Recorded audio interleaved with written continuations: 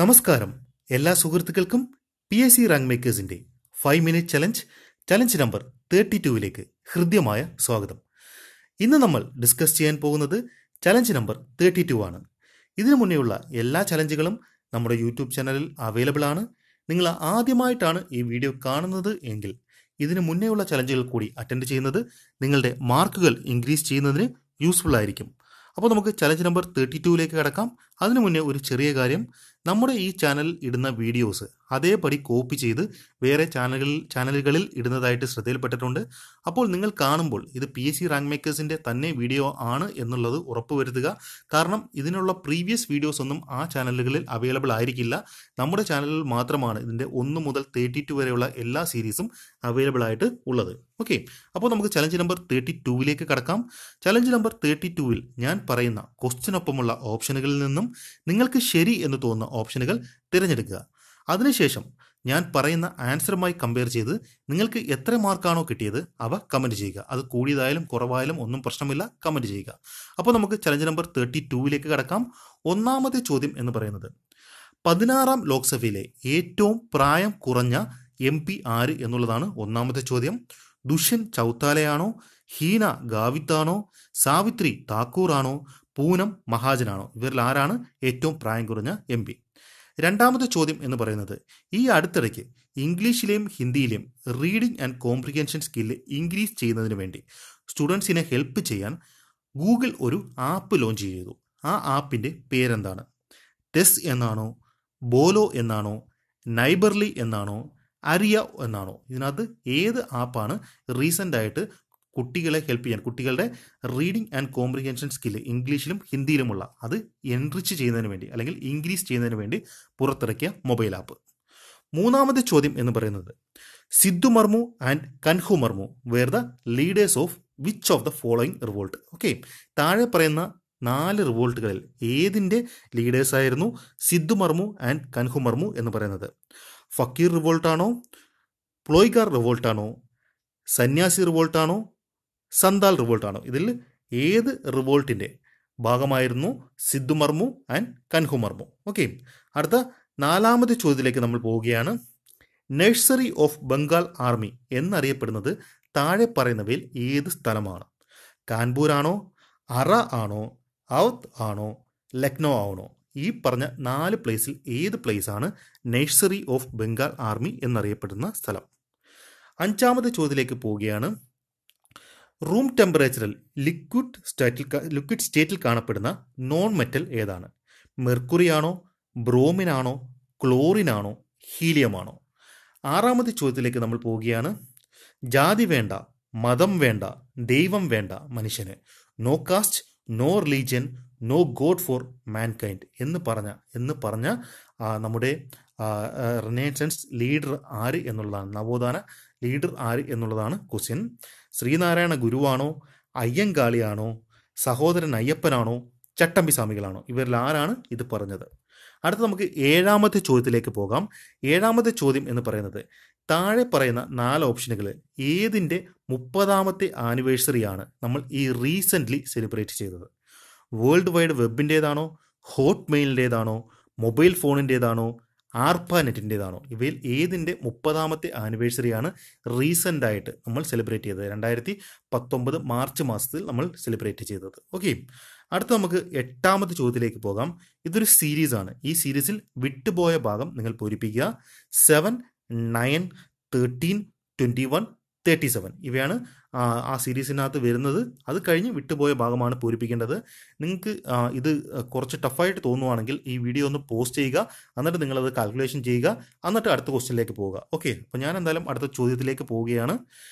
9ാമത്തെ question ഇംഗ്ലീഷിൽ നിന്നും ചോദിക്കാൻ ചാൻസ് ഉള്ള ഒരു ചോദ്യം. Okay, I would rather you dash at home tonight. Okay, I would rather you dash at home tonight. Stay at home ആണോ, staying at home ആണോ, stayed at home ആണോ, to stay at home ആണോ? ഇവയിൽ ഏതാണ് correct option എന്നുള്ളത് not ചെയ്ത് വെക്കുക. അടുത്ത 10ാമത്തെ ചോദ്യം മലയാളത്തിൽ നിന്നും ചോദിക്കാൻ ചാൻസ് ഉള്ള ഒരു ക്വസ്റ്റ്യൻ, ചോദിച്ചിട്ടുള്ള ഒരു ക്വസ്റ്റ്യൻ. ഉടച്ചം എന്ന് പറയുന്ന പദത്തിൻ്റെ അർത്ഥം എന്താണ്? ഉദ്യാനമാണോ, ആശ്രമമാണോ, കൊട്ടാരമാണോ, മാളികയാണോ? ഇവയിൽ ഏതാണ് ഉടച്ചം എന്ന് പറയുന്ന പദത്തിൻ്റെ അർത്ഥം? അങ്ങനെ നമ്മുടെ 10 ചോദ്യങ്ങളും കഴിഞ്ഞിരിക്കുകയാണ്. ഇനി നമുക്ക് ആൻസറുകൾ ഡിസ്കസ് ചെയ്യേണ്ട സമയമാണ്. ഞാൻ പറയുന്ന ആൻസറും നിങ്ങൾ നോട്ട് ചെയ്ത് വെച്ചിരിക്കുന്ന ആൻസറുമായി കമ്പയർ ചെയ്യുക. അതിനുശേഷം നിങ്ങൾക്ക് കിട്ടിയ മാർക്കുകൾ എത്രയാണെന്ന് കമൻറ്റ് ചെയ്യുക. അത് കൂടിപ്പോയാലും കുറഞ്ഞു പോയാലും ഒന്നും ഒരു പ്രശ്നവുമില്ല. നിങ്ങൾ കമൻറ്റ് ചെയ്യാൻ ഒരിക്കലും മറക്കരുത്. ഓക്കെ, അപ്പോൾ നമുക്ക് ഒന്നാമത്തെ ചോദ്യത്തിലേക്ക് പോകാം. ഒന്നാമത്തെ ചോദ്യം എന്തായിരുന്നു? 16ാം ലോക്സഭയിലെ ഏറ്റവും പ്രായം കുറഞ്ഞ MP ആര്? അത് ദുഷ്യന്ത് ചൗത്താലയാണ് 16ാം ലോക്സഭയിലെ ഏറ്റവും പ്രായം കുറഞ്ഞ MP എന്ന് പറയുന്നത്. അദ്ദേഹം 1988 ജനിച്ചത്. 1988 26ാമത്തെ വയസ്സിലാണ് അദ്ദേഹം എന്തായത്? ലോക്സഭ MP ആയത്. അദ്ദേഹം ഹരിയാനയിലെ ഹിസാർ എന്ന് പറയുന്ന ലോക്സഭ കോൺസ്റ്റിറ്റ്യുവൻസിയിൽ നിന്നുള്ള MP ആണ്. അദ്ദേഹം ഒരു പാർട്ടി രൂപീകരിച്ചിട്ടുണ്ട്. ആ പാർട്ടിയുടെ പേര് കൂടി ഒന്ന് അറിഞ്ഞിരിക്കുക. ജനായക് ജനതാ പാർട്ടി എന്നാണ് അദ്ദേഹം രൂപീകരിച്ച പാർട്ടിയുടെ പേര്. ഈ ഒരു ക്വസ്റ്റ്യനും കൂടെ, ലോക്സഭയിൽ 16ാം ലോക്സഭയിലെ ഏറ്റവും പ്രായം കുറഞ്ഞ MP ദുഷ്യന്ത് ചൗത്താലയാണെന്ന് പറഞ്ഞു. ലോക്സഭയുടെ ഹിസ്റ്ററിയിൽ ഏറ്റവും പ്രായം കുറഞ്ഞ MP ആര് എന്ന് ചോദിച്ചാലും നിങ്ങൾ വേറെ എവിടെയും അന്വേഷിക്കേണ്ട, അതും നമ്മുടെ ദുഷ്യന്ത് ചൗത്താല തന്നെയാണ്. ഓക്കെ, 26ാമത്തെ വയസ്സിൽ 1988 ആണ് അദ്ദേഹം ലോക്സഭയിൽ 1988 ജനിച്ച അദ്ദേഹം 26ാമത്തെ വയസ്സിലാണ് ലോക്സഭയിൽ അംഗമാവുന്നത്. ഇനി 16ാം ലോക്സഭയിലെ ഏറ്റവും പ്രായം കൂടിയ MP ആരാണെന്ന് ചോദിച്ചാൽ അത് LK അദ്വാനിയാണ്.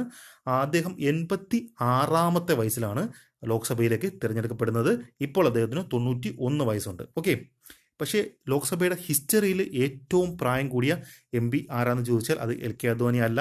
അത് ബീഹാറിലെ ഹാജിപൂർ എന്ന് പറയുന്ന ലോക്സഭാ കോൺസ്റ്റിറ്റ്യുവൻസിയിൽ നിന്നുള്ള രാം സുന്ദർ ദാസ് ആണ് ഏറ്റവും പ്രായം കൂടിയത്. ലോക്സഭയുടെ ഹിസ്റ്ററിയിലെ ഏറ്റവും പ്രായം കൂടിയ MP എന്ന് പറയുന്നത്.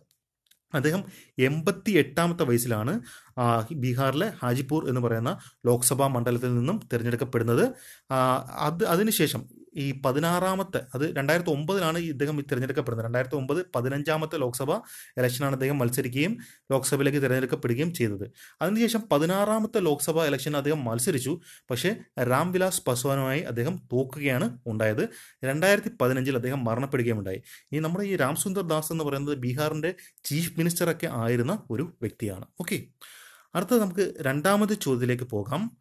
ഗൂഗിൾ ഈ അടുത്തിടയ്ക്ക് നമ്മുടെ സ്റ്റുഡൻസിനെ ഹെൽപ്പ് ചെയ്യാൻ, സ്റ്റുഡൻസിൻ്റെ റീഡിംഗ് ആൻഡ് കോംപ്രിഹെൻഷൻ സ്കില്ല്, ഇംഗ്ലീഷിലും ഹിന്ദിയിലുമുള്ള reading and comprehension skill increase ചെയ്യാൻ അല്ലെങ്കിൽ എൻറിച്ച് ചെയ്യാൻ വേണ്ടി പുറത്തിറക്കിയ മൊബൈൽ ആപ്പിൻ്റെ പേര് ബോലോ എന്നാണ്. എന്താണ്? ബോലോ എന്നാണ് ആ മൊബൈൽ ആപ്പിൻ്റെ പേര്. ഇനി നമുക്ക് ബാക്കിയുള്ള ഓപ്ഷനുകൾ ഒന്ന് നോക്കിപ്പോകാം. ടെസ് എന്ന് പറയുന്നത് മൊബൈൽ പേയ്മെൻറ്റിന് നമ്മൾ ഉപയോഗിക്കുന്ന ഒരു ആപ്പാണ്. നമുക്ക് ക്യാഷ് ട്രാൻസ്ഫർ ചെയ്യാനായാലും, അല്ലെങ്കിൽ നമ്മുടെ മൊബൈൽ റീചാർജ് ചെയ്യാനായാലും, അല്ലെങ്കിൽ നമ്മുടെ ഒരു ബില്ല് അടയ്ക്കാനായാലും ഒക്കെ അങ്ങനെയുള്ള സർവീസസിന് വേണ്ടി നമ്മൾ ഉപയോഗിക്കുന്ന ആപ്പാണ് എന്ന് പറയുന്നത് ടെസ് എന്ന് പറയുന്നത്. ഈ ടെസ് നിങ്ങൾക്ക് പരിചിതമല്ലായിരിക്കും, പക്ഷെ അതിൻ്റെ പുതിയ പേര് നിങ്ങൾ എന്തായാലും അറിഞ്ഞിരിക്കും. ഗൂഗിൾ പേ എന്നാണ് അതിൻ്റെ പുതിയ പേരെന്ന് പറയുന്നത്. അപ്പോൾ ടെസ് പുതിയ പേരിൽ എന്ത് പേരിൽ അറിയപ്പെടുന്നു? ഗൂഗിൾ പേ എന്ന് പറയുന്ന പേരിൽ അറിയപ്പെടുന്നു. ഇനി നൈബർലി എന്ന് പറയുന്ന മൊബൈൽ ആപ്പ് എന്ന് പറയുന്നത് ലോക്കൽ ഇൻഫർമേഷൻ കിട്ടുന്നതിന് വേണ്ടി നമ്മൾ ഉപയോഗിക്കുന്ന ഒരു ഗൂഗിളിൻ്റെ തന്നെ ഒരു ആപ്പാണ് എന്ന് പറയുന്നത് നൈബർലി എന്ന് പറയുന്നത്. ഇപ്പം ഞാനൊരു പ്ലേസിൽ ചെന്നു, ആ പ്ലേസിൽ ലോക്കലായിട്ട് എനിക്ക് കുറേ കാര്യങ്ങൾ അറിയില്ല. അവിടുത്തെ നല്ല റെസ്റ്റോറൻറ്റ് ഏതാണെന്നറിയില്ല, അതിൻ്റെ അടുത്തുള്ള ATM ഏതാണെന്നറിയില്ല, ഒരു ഫിലിം തിയേറ്റർ, ഒരു സിനിമ തിയേറ്റർ ഏതാണെന്നറിയില്ല. അപ്പോൾ ഞാൻ ഈ ആപ്പ് എടുത്ത് അതിനകത്ത് എൻ്റെ എന്താണോ എനിക്കറിയേണ്ടത് അത് ഇട്ട് കൊടുത്തു കഴിഞ്ഞാൽ അവിടെ ആ ലോക്കലി ആരെങ്കിലും ഉണ്ടെങ്കിൽ, അവൈലബിൾ ആണെങ്കിൽ അവരിൽ നിന്ന് എനിക്ക് റിപ്ലൈ കളക്ട് ചെയ്യാനും എനിക്ക് ആ ഓപ്ഷനുകൾ തിരഞ്ഞെടുക്കാനും കഴിയും. അതാണ് നൈബർലി ആപ്പിൻ്റെ പ്രത്യേകത. അടുത്ത അരിയോ എന്ന് പറയുന്നത് നമ്മുടെ ഇപ്പോൾ സൊമാറ്റോ അല്ലെങ്കിൽ സ്വിഗ്ഗി അല്ലെങ്കിൽ ഊബർ ഈറ്റ്സ് അങ്ങനെയൊക്കെ പറയുന്ന ഫുഡ് ഡെലിവറി ചെയ്യുന്നൊക്കെ ഉണ്ടല്ലോ, ഫുഡ് ഡെലിവറി സർവീസ് ചെയ്യുന്ന ആപ്പുകളുണ്ടല്ലോ, അതേപോലൊരു ആപ്പാണ് എന്ന് പറയുന്നത് അരിയോ എന്ന് പറയുന്നത്. പക്ഷേ അത് കേരളത്തിലില്ല. അത് അരിയോ എന്ന് പറയുന്ന ഫുഡ് ഡെലിവറിക്കും വേണ്ടിയും പിന്നെ ഹോം സർവീസസിന് വേണ്ടിയും ഒക്കെ ഉപയോഗിക്കുന്ന ഒരു ആപ്പാണ് അരിയോ എന്ന് പറയുന്നത്. ഗൂഗിളിൻ്റെ തന്നെ ആപ്പാണ്. അടുത്ത മൂന്നാമത്തെ ക്വസ്റ്റ്യൻ എന്തായിരുന്നു? Sidhu Murmu and Kanhu Murmu were the leaders of which of the following revolt? അത് സന്താൾ റിവോൾട്ടിൻ്റെ ആ ലീഡേഴ്സ് ആയിരുന്നു സിദ്ധു മർമു ആൻഡ് കൻഹു മർമു എന്ന് പറയുന്നത്. ഈ സന്താൾ റിവോൾട്ട് നടന്നതെന്ന് പറയുന്നത് ഇന്ന് പ്രസന്റ് ഡേയിൽ ജാർഖണ്ഡിലും വെസ്റ്റ് ബംഗാളും എന്ന് പറയുന്ന സ്ഥലത്തായിരുന്നു അന്ന് എന്ത് നടന്നത്? സന്താൾ റിവോൾട്ട് നടന്നത്. അത് നടന്നതെന്ന് പറഞ്ഞാൽ ഈ ബ്രിട്ടീഷുകാരുടെ ഈ കൊളോണിയൽ സിസ്റ്റത്തിൻ്റെ പ്രശ്നങ്ങൾക്കെതിരെയും പിന്നെ സെമീന്ദാരി സിസ്റ്റത്തിൻ്റെ കറപ്ഷനെതിരെയും, ഈ രണ്ട് കാര്യങ്ങൾക്ക് വേണ്ടിയിട്ടാണ് എന്ത് നടന്നത്? സന്താൾ റിവോൾട്ട് നടന്നത്.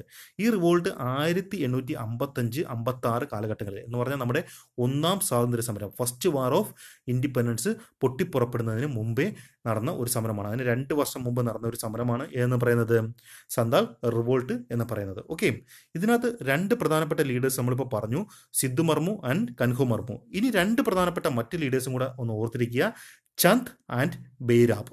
എന്താണ് പേര്? ചന്ദ് ആൻഡ് ബെയ്രാബ്. ഇവരാണ് മറ്റ് 2 പ്രധാനപ്പെട്ട ലീഡേഴ്സ്. ഓക്കെ, അപ്പം 4 ലീഡേഴ്സ് ഉണ്ട് മൊത്തത്തിൽ. ഇനി നമുക്ക് 4ാമത്തെ ക്വസ്റ്റ്യൻ നോക്കാം. നഴ്സറി ഓഫ് ബംഗാൾ ആർമി എന്നറിയപ്പെടുന്ന സ്ഥലം ഏത്? അത് അവധ് ആണ്. അവധ് ആണ് എന്ന് പറയുന്നത് നഴ്സറി ഓഫ് ബംഗാൾ ആർമി എന്നറിയപ്പെടുന്ന സ്ഥലം. ഇത് അറിയപ്പെടാനുള്ള റീസൺ ഞാൻ ചെറുതായിട്ടൊന്ന് പറയാം, ഡീപ്പായിട്ട് ഞാൻ പറയുന്നില്ല. നമുക്കറിയാം ലോർഡ് വെല്ലസിയാണ് നമ്മുടെ ഇവിടെ എന്താണ് സബ്സിഡറി അലയൻസ് അല്ലെങ്കിൽ സൈനിക സഹായ വ്യവസ്ഥ ഇൻട്രൊഡ്യൂസ് ചെയ്തത്. ഈ സൈനിക സഹായ വ്യവസ്ഥ അവധിലും നടപ്പാക്കി. 1801 ഇത് അവിടെ നടപ്പാക്കിയത്. ഓക്കെ, അതിനുശേഷം അതിങ്ങനെ നടന്നു വരികയായിരുന്നു. 1850 പക്ഷേ ഈ സൈനിക സഹായ വ്യവസ്ഥയ്ക്ക് കുറച്ച് റൂളും കാര്യങ്ങളൊക്കെ ഉണ്ട്. കാരണം ഇത് ഒരു രാജ്യത്ത് ഇംപ്ലിമെൻറ്റ് ചെയ്ത് കഴിഞ്ഞാൽ അവിടെയുള്ള അവരുടെ സേനയൊക്കെ പിരിച്ചുവിടണം. ഇവരായിരിക്കും കാര്യങ്ങളൊക്കെ നോക്കുന്നത്. അത് മറ്റൊരു രാജ്യമായിട്ട് യുദ്ധം പ്രഖ്യാപിക്കുന്നതിന് മുമ്പ് ഇവരുമായിട്ട് ആലോചിക്കണം. അങ്ങനെ കുറേ കാര്യങ്ങളുണ്ട്, കുറേ നിയമങ്ങളുണ്ട്. ഓക്കെ, അപ്പോൾ അതിങ്ങനെ നടന്നു വരികയാണ്. അപ്പോൾ 1801 ഇത് ഇംപ്ലിമെൻറ്റ് ചെയ്തു. 1856 ആയപ്പോൾ ഈ എഗ്രിമെൻറ്റിന് എന്തോ ഒരു പ്രശ്നം സംഭവിക്കുക എന്ന് പറഞ്ഞാൽ ഈ എഗ്രിമെൻറ്റിൽ എന്തോ ഒരു കാര്യം പാലിക്കപ്പെട്ടില്ല എന്ന് പറഞ്ഞു. ഈ അവധിനെ നമ്മളുടെ ബ്രിട്ടീഷ് ഇന്ത്യയുടെ ഭാഗമായി ഇനി എടുക്കുകയാണ് ചെയ്തത്. ആരാ? ബ്രിട്ടീഷുകാർ കൈക്കലാക്കി. ഏതിനെയാണ്? അവധിനെ കൈക്കലാക്കി. ഓക്കെ, അപ്പം എന്നിട്ട് നമ്മുടെ അവിടുത്തെ രാജാവായിരുന്ന നവാബ് വാജിദ് അൽഷായെ പുറത്താക്കുകയും ചെയ്തു. ഓക്കെ, അപ്പോൾ അതായിരുന്നു തുടക്കം, പ്രശ്നങ്ങൾക്ക് തുടക്കം. അതിനുശേഷം അവിടെയുള്ള ലാൻഡുകളൊക്കെ നമ്മുടെ ബ്രിട്ടീഷുകാർ കയ്യിലാക്കാൻ തുടങ്ങി. അപ്പോൾ അവിടെ താലൂക്ക്ദാർസ് എന്ന് പറയുന്ന ഒരു ലാൻഡ് ലോഡ്സ് പോലെ ഒരു വിഭാഗമായിരുന്നു താലൂക്ക്ദാർസ് എന്ന് പറയുന്നത്. അവരുടെ കയ്യിലായിരുന്നു മേജർ പോർഷൻ ഓഫ് ലാൻഡ്. ഇവരെല്ലാം ഈ രാജാവിന് എതിരാണ് എന്ന് കണക്കാക്കിക്കൊണ്ട് ബ്രിട്ടീഷുകാർ അവരുടെ നിന്നുള്ള ലാൻഡും എല്ലാം എടുക്കുകയാണ് ചെയ്തത്. പക്ഷേ ഇവരെല്ലാം രാജാവിനെ അനുകൂലിക്കുന്ന ആൾക്കാരായിരുന്നു. അപ്പം ഇവർ അതുകൊണ്ട് രാജാവിനെ സേവ് ചെയ്യാൻ വേണ്ടി നമ്മളുടെ ഈ 1ാം സ്വാതന്ത്ര്യ സമരം നടന്ന സമയത്ത് ഇവരുടെ കീഴിൽ പണിയെടുക്കുന്ന പെസൻസും എല്ലാം കൂടെ 1ാം സ്വാതന്ത്ര്യ സമരം പൊട്ടിപ്പുറപ്പെട്ട സമയത്ത് നമ്മളുടെ ഈ അവിടുത്തെ രാജാവായിരുന്ന വാജിദ് അൽഷായുടെ വൈഫായ പത്നിയായ ബീഗം ഹസ്രത്ത് മഹലിൻ്റെ നേതൃത്വത്തിൽ ഒരു വലിയ ഒരു യുദ്ധം അന്ന് നമ്മുടെ ഫസ്റ്റ് വാർ ഓഫ് ഇൻഡിപെൻഡൻസിന് നല്ലൊരു കോൺട്രിബ്യൂഷൻ നൽകുകയുണ്ടായി. ഓക്കെ, അതുകൊണ്ടാണ് ഈ ഔത്ത് എന്ന് പറയുന്ന സ്ഥലത്തെ നഴ്സറി ഓഫ് ബംഗാൾ ആർമി എന്ന് പറയുന്നത്. ഓക്കെ, ഇതൊരു കുറച്ച് പറയാനുള്ള കാര്യമാണ്, ഞാനൊന്ന് ചുരുക്കി പറഞ്ഞാണ് ഇപ്പോൾ ചെയ്തത്. ഓക്കെ, നിങ്ങൾക്ക് മനസ്സിലായെന്ന് ഞാൻ വിചാരിക്കുന്നു. അപ്പം അതിനകത്ത് ഞാൻ 2-3 പ്രധാനപ്പെട്ട ക്വസ്റ്റ്യൻ പറഞ്ഞു. അതിലെ രാജാവ് ആരായിരുന്നു പറഞ്ഞു? ആരാണ്? വാജിദ് അൽഷാ ആയിരുന്നു. അദ്ദേഹത്തിൻ്റെ വൈഫിൻ്റെ പേര് പറഞ്ഞു, ബീഗം ഹസ്രത്ത് മകളാണ്. പിന്നെ നമ്മുടെ സൈനിക സഹായ വ്യവസ്ഥ ഇൻട്രൊഡ്യൂസ് ചെയ്തത് ലോർഡ് വെല്ലസി ആണെന്ന് പറഞ്ഞു. ഓക്കെ, അങ്ങനെ കുറച്ച് കാര്യങ്ങൾ ഞാൻ പറഞ്ഞിട്ടുണ്ട്. അതിനകത്ത് important point nursery of Bengal army എന്നറിയപ്പെടുന്ന സ്ഥലം അത് ഔദാണ്. ഓക്കെ, അടുത്ത 5ാമത്തെ ക്വസ്റ്റ്യൻ. 5ാമത്തെ ചോദ്യം എന്തായിരുന്നു? ഏത് നോൺ മെറ്റലാണ് റൂം ടെമ്പറേച്ചറിൽ ലിക്വിഡ് സ്റ്റേറ്റിൽ കാണപ്പെടുന്നത്? അത് ബ്രോമിനാണ്. മെർക്കുറി എന്ന് പറഞ്ഞ് നിങ്ങൾ എഴുതി കളയരുത്. കാരണം മെർക്കുറി ഒരു നോൺ മെറ്റൽ അല്ല. മെർക്കുറി എന്ന് പറഞ്ഞാൽ എന്താണ്? ഒരു മെറ്റലാണ്. ആദ്യം ഓപ്ഷൻ കാണുമ്പോൾ നമ്മൾ ചാടി കയറി പെട്ടെന്ന് മെറ്റലാണോ നോൺ മെറ്റലാണോ എന്ന് ചോദിച്ചതെന്ന് എഴുതില്ല. റൂം ടെമ്പറേച്ചറിൽ ലിക്വിഡ് സ്റ്റേറ്റിൽ മെർക്കുറി എന്ന് നമ്മൾ എഴുതി വെക്കാൻ ചാൻസ് ഉണ്ട്. അങ്ങനെ ചെയ്യരുത്. അത് നോക്കുക. നോൺ മെറ്റൽ ചോദിച്ചു കഴിഞ്ഞാൽ ഏതാണ്? ബ്രോമിനാണ്. ഈ ബ്രോമിൻ എന്ന് പറയുന്നത് ഹാലജൻ എന്ന് പറഞ്ഞ ഗ്രൂപ്പിൽ വരുന്ന ഒരു അംഗമാണ് ബ്രോമിൻ എന്ന് പറയുന്നത്. ആ ഹാലജൻ ഗ്രൂപ്പിൽ വരുന്ന ആളുകളെ നമ്മളൊന്ന് പഠിച്ചിരിക്കണം. കാരണം ഒരു വളരെ ഇമ്പോർട്ടൻ്റ് ആയിട്ടുള്ള ഒരു ഗ്രൂപ്പാണ്. അപ്പോൾ ചിലപ്പോൾ ഒരു ക്വസ്റ്റ്യൻ ചോദിക്കാം, താഴെ തന്നിരിക്കുന്നതിൽ ഹാലജനെ കണ്ടെത്താനോ അല്ലെങ്കിൽ താഴെ തന്നിരിക്കുന്നതിൽ ഹാലജൻ അല്ലാത്തത് തിരഞ്ഞെടുക്കാനൊക്കെ ചോദ്യം ചോദിക്കാം. അപ്പോൾ ഹാലജൻ ഏതൊക്കെയാണെന്ന് ഞാനൊന്ന് പറയാം. Chlorine, fluorine, bromine, iodine, astatine നമ്മളെല്ലാം പഠിച്ചിട്ടുള്ളതായിരിക്കും. പീരിയോഡിക് ടേബിൾ പഠിച്ചിട്ടുണ്ടെങ്കിൽ നമ്മളെല്ലാം ഈ പറഞ്ഞ ഈ 5 നോൺ മെറ്റൽസും നമുക്ക് പരിചിതമായിരിക്കും. ഓക്കെ, ഏതൊക്കെയാണ്? ക്ലോറിനുണ്ട്, ഫ്ലൂറിനുണ്ട്, ബ്രോമിനുണ്ട്, അയഡിനുണ്ട്, അസ്റ്റാറ്റിനുണ്ട്. ഈ 5 എണ്ണമാണ്, ഈ 5 നോൺ മെറ്റലാണ് ഹാലജൻ എന്ന് പറയുന്ന ഗ്രൂപ്പിൽ വരുന്ന നോൺ മെറ്റൽസ് എന്ന് പറയുന്നത്. ഓക്കെ, ഇനി ഇമ്പോർട്ടൻ്റ് ആയിട്ടുള്ള ഒരു 18 നോൺ മെറ്റൽസ് നമ്മൾ അറിഞ്ഞിരിക്കണമെന്നാണ്. അതിനകത്ത് കുറച്ച് ഏറ്റവും പ്രധാനപ്പെട്ട കുറച്ച് കാര്യങ്ങളോട് ഞാൻ പറയാം. ഇമ്പോർട്ടൻ്റ് ആയിട്ടുള്ള മറ്റ് നോൺ മെറ്റലുകൾ എന്ന് പറയുന്നത് ഹൈഡ്രജനുണ്ട്, ഓക്സിജനുണ്ട്, നൈട്രജനുണ്ട്, കാർബണുണ്ട്, ഹീലിയമുണ്ട്. ഇവയാണ് പ്രധാനപ്പെട്ട മറ്റ് non metal. Hydrogen, oxygen, nitrogen, carbon, helium. പിന്നെ ഏതുണ്ട്? ഹാലജൻ ഉണ്ട്. പിന്നെ നോബിൾ ഗ്യാസ് ഉണ്ട്. ഈ നോൺ മെറ്റലുകൾ എന്ന് പറഞ്ഞാൽ സാധാരണ ഒന്നീ സോളിഡ് ഫോമിൽ കാണപ്പെടും, അല്ലെങ്കിൽ ഗ്യാസ് ഫോമിൽ കാണപ്പെടും. ഓക്കെ, അതിന് വിരുദ്ധമായിട്ട് എന്താണ്? ലിക്വിഡ് ഫോമിൽ കാണപ്പെടുന്ന ഏക നോൺ മെറ്റൽ ചോദിച്ചാൽ ഏതാണ്? ബ്രോമിനാണ്. അതാണ് നമ്മുടെ ക്വസ്റ്റ്യനും. ഓക്കെ, അപ്പോൾ അടുത്ത നമുക്ക് 6ാമത്തെ ചോദ്യത്തിലേക്ക് പോകാം. No caste, no religion, no god for mankind. ജാതി വേണ്ട, മതം വേണ്ട, ദൈവം വേണ്ട മനുഷ്യന് എന്ന് പറഞ്ഞത് ആര്? അത് സഹോദരൻ അയ്യപ്പനാണ്. അദ്ദേഹം അത് ഇങ്ങനെ പറഞ്ഞത്. ഓക്കെ, സഹോദര സംഘം സ്ഥാപിച്ചത് ആരാണെന്ന് ചോദിച്ചാലും ആരാണ്? സഹോദരൻ അയ്യപ്പനാണ്. മിശ്രഭോജനം കണ്ടക്ട് ചെയ്തത്. മിശ്രഭോജനം എന്ന് പറഞ്ഞാൽ എന്താണ്? വെജും നോൺ വെജും കൂടെ കലർത്തി കൊടുത്തതല്ല മിശ്രഭോജനം എന്ന് പറയുന്നത്. ഓക്കെ, മിശ്ര ബുക്ക് എന്നൊക്കെ നമ്മൾ കേൾക്കുമ്പോൾ നമ്മൾ അതായിരിക്കും വിചാരിക്കുക. ഇതെന്ന് പറഞ്ഞാൽ എന്താണ്? അപ്പർ ക്ലാസ്സിനും ലോവർ ക്ലാസ്സിനും ഒരു ഈക്വൽ ഇമ്പോർട്ടൻസ് കൊടുത്തുകൊണ്ട് നടത്തിയ ഒരു പ്രോഗ്രാമായിരുന്നു എന്ന് പറയുന്നത് മിശ്ര ഭോജനം എന്ന് പറയുന്നത്. പിന്നെ യുക്തിവാദി എന്ന് പറയുന്ന ഒരു പേരിൽ ഒരു മാഗസിൻ അദ്ദേഹം 1928 സ്റ്റാർട്ട് ചെയ്യുകയുണ്ടായി. പിന്നെ വിവേകോദയം നിങ്ങൾ കേൾക്കുമ്പം ആരെ പേരാണ് മനസ്സിൽ ആദ്യം വരേണ്ടത്? കുമാരനാശാനാണ് വിവേകോദയം എന്ന് പറയുന്ന മാഗസിൻ്റെ ഫൗണ്ടർ. അദ്ദേഹത്തിൻ്റെ ആ മാഗസിനിൽ നമ്മുടെ സഹോദരൻ അയ്യപ്പൻ അദ്ദേഹത്തിൻ്റെ കാഴ്ചപ്പാടുകൾ വ്യക്തമാക്കുന്ന ഒരു പങ്ക്തി സ്ഥിരം എഴുതിയിരുന്ന ആളാണ്. അപ്പം ഇത്രയാണ് നമ്മൾ അദ്ദേഹത്തെ മനസ്സിലാക്കേണ്ടത്. പിന്നെ വളരെ പ്രധാനപ്പെട്ട മറ്റൊരു പോയിന്റ് കൂടി, കൊച്ചി അസംബ്ലിയിലേക്ക് അദ്ദേഹം 1928 എലക്ട് ചെയ്യുകയുണ്ടായി. അതൊന്ന് പഠിക്കുക. കാരണം ഈ അടുത്തിടയ്ക്ക് പരീക്ഷയ്ക്കൊക്കെ ഓരോ ഇപ്പം ശ്രീമൂലം പ്രചാര സഭയിലേക്ക് തിരഞ്ഞെടുക്കപ്പെട്ടതെന്ന് അല്ലെങ്കിൽ അങ്ങനെയുള്ള കുറച്ച് ക്വസ്റ്റ്യൻ ചോദിച്ചിട്ടുണ്ട്. അപ്പോൾ ഈ കൊച്ചി അസംബ്ലിയിലേക്ക് നമ്മുടെ സഹോദരൻ അയ്യപ്പനെ തിരഞ്ഞെടുക്കപ്പെട്ടത് 1928 ഓക്കെ, ഇപ്പം നമ്മൾ പറഞ്ഞു ജാതി വേണ്ട, മതം വേണ്ട, ദൈവം വേണ്ട മനുഷ്യന്. അപ്പം അതേപോലെ മറ്റൊന്നുണ്ട്, ഒരു ജാതി ഒരു മതം ഒരു ദൈവം മനുഷ്യനെന്ന് ശ്രീനാരായണ ഗുരു പറഞ്ഞു. ഇനിയും ഒരെണ്ണമുണ്ട്, one caste one religion one clan one world one god. അങ്ങനെ പറഞ്ഞത് ആരാണെന്ന് ചോദിച്ചാൽ അത് അയ്യ വൈകുണ്ഠറാണ്. എന്താണ് അദ്ദേഹം പറഞ്ഞത്? ഒരു ജാതി ഒരു മതം ഒരു കുലം ഒരു ലോകം ഒരു ദൈവം മനുഷ്യന് എന്ന് പറഞ്ഞത് ആരാണെന്ന് ചോദിച്ചാൽ അതാരാണ്? അയ്യ വൈകുണ്ഠറാണ്. ഓക്കെ, അടുത്ത നമുക്ക് 7ാമത്തെ ചോദ്യത്തിലേക്ക് പോകാം. 7ാമത്തെ ചോദ്യം എന്തായിരുന്നു? വേൾഡ് വൈഡ് ചോദ്യം ഇതായിരുന്നു, ഈ താഴെ തന്നിരിക്കുന്നവയിൽ ഏതിൻ്റെ 30ാമത്തെ ആനിവേഴ്സറിയാണ് റീസെൻ്റ്ലി നമ്മൾ സെലിബ്രേറ്റ് ചെയ്തത്? അത് വേൾഡ് വൈഡ് വെബിൻ്റെ 30ാമത്തെ ആനിവേഴ്സറിയാണ് നമ്മൾ സെലിബ്രേറ്റ് ചെയ്തത്. ഈ വേൾഡ് വൈഡ് വെബ് കണ്ടുപിടിച്ചത് അല്ലെങ്കിൽ ഇൻവെൻറ്റ് ചെയ്തത്, അതിൻ്റെ ഇൻവെൻറ്റർ ആരാണെന്ന് ചോദിച്ചാൽ ടിം ബെർണേഴ്സ് ലീ ആണ്. ആരാണ്? ടിം ബെർണേഴ്സ് ലീ ആണ് വേൾഡ് വൈഡ് വെബ് ഇൻവെൻറ്റ് ചെയ്തത്. അദ്ദേഹം എന്ന് പറഞ്ഞാൽ ലണ്ടനിൽ ജനിച്ച ഒരാളാണ്. അദ്ദേഹം ഒരു ബ്രിട്ടീഷ് കമ്പ്യൂട്ടർ സയൻറ്റിസ്റ്റുമാണ്. അദ്ദേഹം 1989 മാർച്ച് 12 നമ്മുടെ വേൾഡ് വൈഡ് വെബ് കണ്ടുപിടിക്കുന്നത്. അപ്പം 2019 മാർച്ച് 12 നമ്മൾ എന്തായിട്ട് ആചരിക്കുന്നത്? ഈ വേൾഡ് വൈഡ് വെബിൻ്റെ 30ാം ആനിവേഴ്സറി ആയിട്ട് ആചരിച്ചത്. ഓക്കെ, ഇപ്പോൾ ഹോട്ട്മെയിൽ എന്ന് പറഞ്ഞാൽ എന്താണ്? ലോകത്തിലെ തന്നെ ആദ്യ വെബ് മെയിലുകളിൽ ഒന്നാണ് എന്ന് പറയുന്നത് ഹോട്ട്മെയിൽ എന്ന് പറയുന്നത്. ലോകത്തിലെ തന്നെ ആദ്യ വെബ് മെയിലുകളിൽ ഒന്നാണ് എന്ന് പറയുന്നത് ഹോട്ട്മെയിൽ എന്ന് പറയുന്നത്. ഹോട്ട്മെയിൽ കണ്ടുപിടിച്ചത് ആരാണെന്ന് നമുക്ക് എല്ലാവർക്കും അറിയായിരിക്കും. ആരാണ്? സബീർ ഭാട്ടിയാണ് ഹോട്ട്മെയിൽ കണ്ടുപിടിച്ചത്. സബീർ ഭാട്ടിയെ കൂടാതെ ഒരാളും കൂടെ ഉണ്ട്. അയാളുടെ പേര് നമുക്ക് സുപരിചിതം ആയിരിക്കില്ല, Jack Smith. Sabeer Bhatia and Jack Smith, ഇവർ രണ്ടും കൂടെ ചേർന്നാണ് ഏത് കണ്ടുപിടിക്കുന്നത്? ഹോട്ട്മെയിൽ കണ്ടുപിടിക്കുന്നത് എന്ന് പറഞ്ഞാൽ.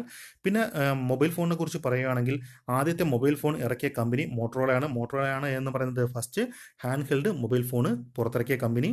ഫാദർ ഓഫ് മൊബൈൽ ഫോൺ അല്ലെങ്കിൽ സെൽഫോൺ ആരാണെന്ന് ചോദിച്ചാൽ അത് മാർട്ടിൻ കൂപ്പർ ആണ്. ഇനി ആർപ്പാനെറ്റ് എന്ന് പറയുന്നത് നമ്മുടെ ഇന്റർനെറ്റിന്റെ ഒരു ബേസ് ഫോം ഇട്ട ഒരു നെറ്റ്വർക്കാണ് ഏതെന്ന് പറയുന്നത് ആർപ്പാനെറ്റ് എന്ന് പറയുന്നത്. ഓക്കെ, അപ്പം network that become the basis of ഇന്റർനെറ്റിന്റെ ബേസിസ് ആയ നെറ്റ്വർക്കാണ് എന്ന് പറയുന്നത് ആർപ്പാനെറ്റ് എന്ന് പറയുന്നത്.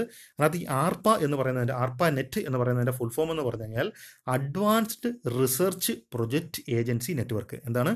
Advanced research project agency network, അതാണ് ആർപ്പാനെറ്റ് എന്ന് പറയുന്നത്. ഓക്കെ, അടുത്തതെന്ന് പറയുന്നത് 8ാമത്തെ ചോദ്യം എന്ന് പറയുന്നത് എന്താണ്?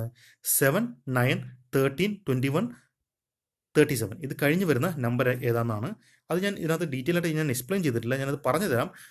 അതുപോലെ തന്നെ ഇതിന് നോട്ട് വേണമെന്നുണ്ടെങ്കിൽ ഞാൻ കഴിഞ്ഞ പ്രാവശ്യം പറഞ്ഞതുപോലെ തക്ഷക് PSC@gmail.com എന്ന് പറയുന്ന മെയിൽ അഡ്രസ്സിലോട്ട് ആ ചലഞ്ചിൻ്റെ പേരെന്ന് അയച്ചാൽ മതി. ചലഞ്ച് നമ്പർ 32 എന്ന് ഒന്ന് അയച്ചാൽ മതി. ഞാൻ അതിൻ്റെ നോട്ട് സെൻഡ് ചെയ്ത് തരുന്നതായിരിക്കും. അതിൽ നിങ്ങൾക്ക് കുറച്ചുകൂടെ കാര്യങ്ങൾ ക്ലിയർ ആയിട്ട്, ഞാൻ ഇപ്പോൾ പറയുന്നത് നിങ്ങൾക്ക് ക്ലിയർ ആവുന്നില്ലെങ്കിൽ ആ നോട്ട് വായിച്ചാൽ കുറച്ചുകൂടെ ക്ലിയർ ആവുന്നതായിരിക്കും. അതിൽ ഞാൻ ഇതിൻ്റെ എക്സ്പ്ലനേഷൻ പറഞ്ഞിട്ടുണ്ട്.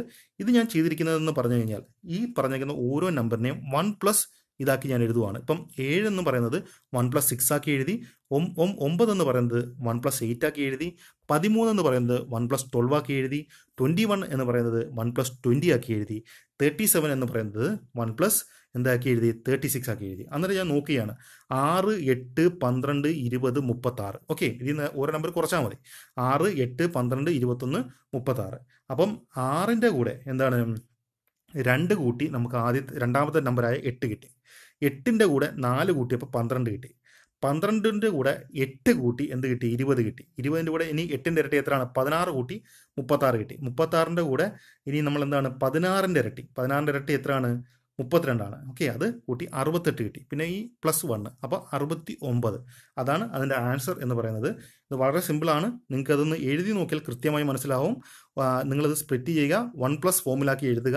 എന്നിട്ട് നിങ്ങൾ അതിൻ്റെ ഡിഫറൻസ് നോക്കുക. ആദ്യമേ 2 കൂട്ടും, പിന്നെ 4 കൂട്ടും, പിന്നെ 8 കൂട്ടും, പിന്നെ 16 കൂട്ടും, പിന്നെ 32 കൂട്ടും. എന്ന് പറഞ്ഞാൽ ആദ്യം കൂട്ടിയ നമ്പറിൻ്റെ ഡബിൾ പിന്നെ കൂട്ടും, അതിന് ഡബിൾ പിന്നെ കൂട്ടും, അതിന് ഡബിൾ പിന്നെ കൂട്ടും. അങ്ങനെ പോകും. 2 കൂട്ടി, 4 കൂട്ടി, 8 കൂട്ടി, 16 കൂട്ടി, 32 കൂട്ടി. ഓക്കെ, അങ്ങനെ എഴുതുമ്പോഴത്തേക്ക് ഇതിൻ്റെ കൃത്യമായിട്ടുള്ള ആൻസർ നിങ്ങൾക്ക് കിട്ടും. അത് ഡീറ്റെയിൽ ആയിട്ടുള്ള എക്സ്പ്ലനേഷൻ വേണമെങ്കിൽ ഞങ്ങൾ ആ നോട്ട് നോക്കിയാൽ മതി. നോട്ട് ഞാൻ അയച്ചു തരുന്നതായിരിക്കും. ആവശ്യമുള്ളവർ പറഞ്ഞാൽ മതി. അടുത്ത 9ാമത്തെ ചോദ്യം. 9ാമത്തെ ചോദ്യം എന്തായിരുന്നു? I would rather you dash at home tonight. Okay, ഇതിനകത്ത് എത്ര സബ്ജക്റ്റ് ഉണ്ട്? 2 സബ്ജക്റ്റുകളുണ്ട്. ഓക്കെ, ഒന്ന് ഞാൻ പറയുന്നു, പിന്നെ ഞാൻ വേറൊരാളോട് പറയുന്നു. ഐ വുഡ് റാദർ യു എന്ന് പറയുന്നു. അപ്പം ഡിഫറെൻറ്റ് സബ്ജക്റ്റ് ആണെങ്കിൽ ഓക്കെ, നമ്മൾ ഇത് കഴിഞ്ഞിട്ട് സബ്ജക്റ്റ് കഴിഞ്ഞിട്ട് പാസ്റ്റ് സിമ്പിൾ പാസ്റ്റ് എഴുതണം എന്നാണ് റൂള്. ഓക്കെ, ഇപ്പം ഡിഫറെൻറ്റ് സബ്ജക്റ്റ് ആണെങ്കിലാണ്, ഇപ്പോൾ ഐ വുഡ് റാദർ യു എന്ന് പറയുവാണെങ്കിൽ, യു എന്ന് പറഞ്ഞാൽ വേറെ സബ്ജക്റ്റ് ആണ്. അങ്ങനെയാണെങ്കിൽ നമ്മളുടെ സിമ്പിൾ പാസ്റ്റ് സ്റ്റേഡ് ആണ് അവിടെ വരുന്നത്. ഓക്കെ, ഇനിയിപ്പം വേറൊരാളില്ല, ഞാൻ തന്നെയാണ്. Okay, I would rather stay at home than go out tonight. Okay, I would rather stay. അവിടെ ആണെങ്കിൽ എന്താണ്? ബേസ് ഫോമാണ് എഴുതുന്നത്. ഇപ്പം ഞാൻ വേറൊരാളോട് പറയുമ്പോൾ അവിടെ എന്താണ്? പാസ്റ്റായിട്ട് മാറും, സിമ്പിൾ പാസ്റ്റായിട്ട് മാറും. വേറെ ആരുമില്ല, ഞാൻ തന്നെയാണ്, എന്നോട് തന്നെ പറയുകയാണ്. I would rather stay at home എന്നേ ഞാൻ പറയാറുള്ളൂ. അത് എന്താണ്? സെയിം സബ്ജക്റ്റ് ആണെങ്കിൽ പ്ലസ് ബേസ് ഫോം വരും, ഡിഫറെൻറ്റ് സബ്ജക്റ്റ് ആണെങ്കിൽ പ്ലസ് സിമ്പിൾ പാസ്റ്റ് വരും. അതാണ് അതിൻ്റെ റൂൾ എന്ന് പറയുന്നത്. ഇപ്പം ഇവിടെ ഐ വുഡ് റാദർ കഴിഞ്ഞ് യു വന്നില്ലായിരുന്നു എങ്കിൽ നമ്മൾ എന്തെഴുതും? ബേസ് ഫോം എഴുതും. എന്താണ്? I would rather stay at home tonight, അങ്ങനെ എഴുതുള്ളൂ. ഓക്കെ, യു വന്നതുകൊണ്ട് മാത്രമാണ് അത് എന്തായിട്ട് മാറിയത്? പാസ്റ്റ് ഫോമിലോട്ട്, സിമ്പിൾ പാസ്റ്റ് ഫോമിലോട്ട് പോയത്. അതാണ് ഐ വുഡ് റാദറിൻ്റെ റൂളും പരീക്ഷയ്ക്ക് ചോദിക്കാൻ ചാൻസ് ഉള്ള റൂളും. ഓക്കെ, അടുത്തത് 10ാമത്തെ ചോദ്യം. ഉടജം എന്ന് പറയുന്ന പദത്തിൻ്റെ അർത്ഥം എന്താണ്? ഉടജം എന്ന് പറയുന്നത് ആശ്രമം അല്ലെങ്കിൽ പർണശാല, ഇങ്ങനെയൊക്കെ അറിയപ്പെടുന്നതാണ് ഉടജം എന്ന് പറയുന്ന പദം എന്ന് പറയുന്നത്. ഓക്കെ, അപ്പോൾ നമ്മുടെ 10 ചോദ്യങ്ങളും കഴിഞ്ഞിരിക്കുകയാണ്. നിങ്ങൾക്ക് എല്ലാവർക്കും നല്ല മാർക്കുകൾ കിട്ടിയെന്ന് ഞാൻ വിചാരിക്കുന്നു. അതുപോലെ തന്നെ നിങ്ങൾക്ക് ഇതിൻ്റെ നോട്ട് ആവശ്യമുണ്ടെങ്കിൽ തക്ഷക് PSE THAKSHAKPSE@gmail.com എന്ന് പറയുന്ന മെയിൽ അഡ്രസ്സിലോട്ട് ചലഞ്ചിൻ്റെ പേര് മാത്രം വെച്ച് ഒന്ന് അയച്ചാൽ മതി. ഞാൻ ഇതിൻ്റെ നോട്ട് നിങ്ങൾക്ക് തിരിച്ച് സെൻഡ് ചെയ്ത് തരുന്നതായിരിക്കും. അപ്പോൾ ഇത്രയും നേരം PSC റാങ്ക് മേക്കേഴ്സിൻ്റെ ചലഞ്ച് നമ്പർ 32 അറ്റൻഡ് ചെയ്ത എല്ലാ സുഹൃത്തുക്കൾക്കും നന്ദി അറിയിക്കുന്നു. Thank you so much.